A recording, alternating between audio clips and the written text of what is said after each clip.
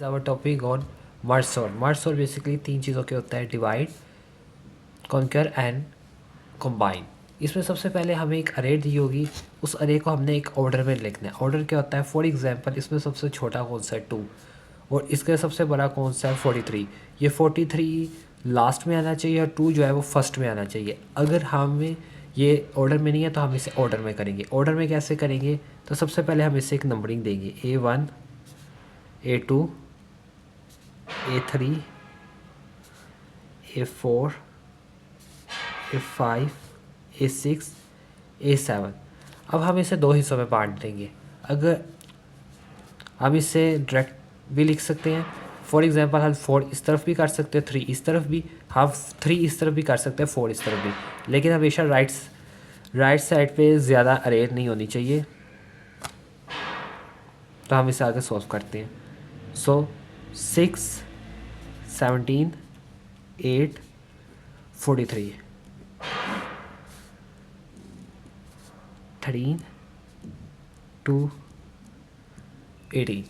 अब इसे हम फर्दर डिवाइड करेंगे 2 और 2, पहले हाफ और फिर हाफ। 6 17 8 और 4 और इधर भी 13 2 और इसे हैज़ इट इज़ लिख देंगे 18।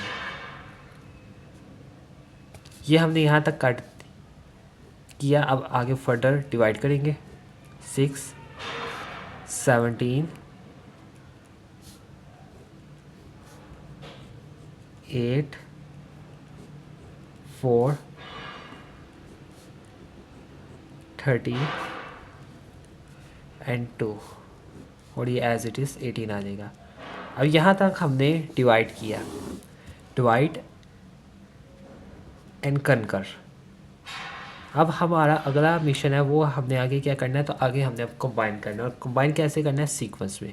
फॉर एग्जांपल अब इन दोनों को हमने ज्वाइन करना है, तो ये किस तरह करेंगे, 16 6 एंड 17 क्योंकि बड़ा है 17।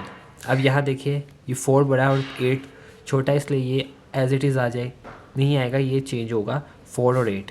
और इसी तरह यहाँ 2 छोटा है और 13 बड़ा है, तो 2 और 13 और ये 18 हैज़ इट इज़ आ जाएगा। अब इन्हें मज़ीद फर्दर कीजिए।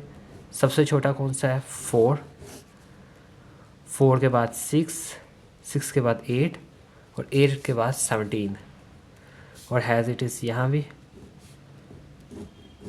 2 2 के बाद 13 एंड 13 के बाद 18। फिर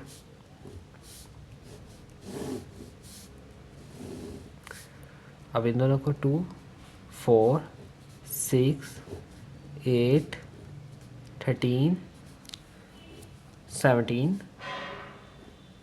18 हैज़ यू नो हमने इसे बड़ा किस तरह सॉल्व किया।